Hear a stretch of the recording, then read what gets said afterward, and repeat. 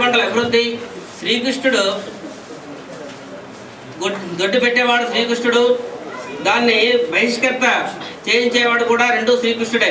పాడి పంటల అభివృద్ధి ధర నిలకడగా ఉంటుంది.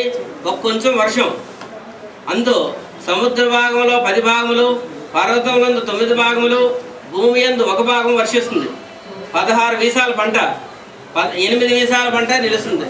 సగం పండుతుంది కానీ సగం వస్తుంది, సగం పోతుంది.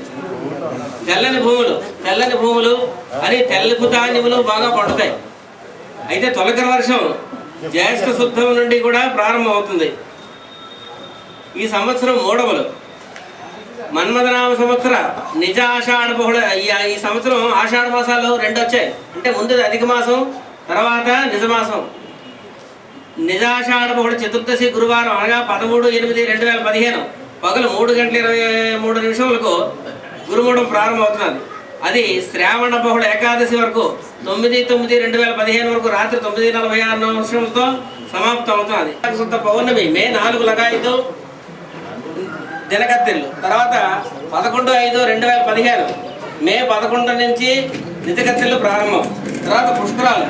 ఈ సంవత్సరం అధికాషాఢ బహుళ త్రయోదశి అంటే 14/7/2015 మంగళవారం నాడు ఉదయం 6:26 గోదావరి పుష్కరాలు ప్రారంభమవుతున్నాయి. అవి 12 రోజులు ఉంటాయి. 14-12 జూలై 26వ తారీఖు వరకు కూడా 12 రోజులు కూడా నదిలో బృహస్పతి అంటే గురుడు అందులో ఉంటాడు. సమస్త దేవతలు ఉంటాయి కూడా. ఆ స్నానములు దానములు అన్నీ కూడా చేయడానికి చాలా ప్రశస్తమైనటువంటి ఆ 12 రోజులు కూడా. అది సాయంత్రం 5:26 పడుతుంది. 7:15 వదులుతుంది. అంటే ఇంచుమించుగా 2 గంటల సేపు. తర్వాత మాఘ బహుళ అమావాస్య అంటే శివరాత్రికి వెళ్ళిన మన్నాడు. అది సూర్యగ్రహణం.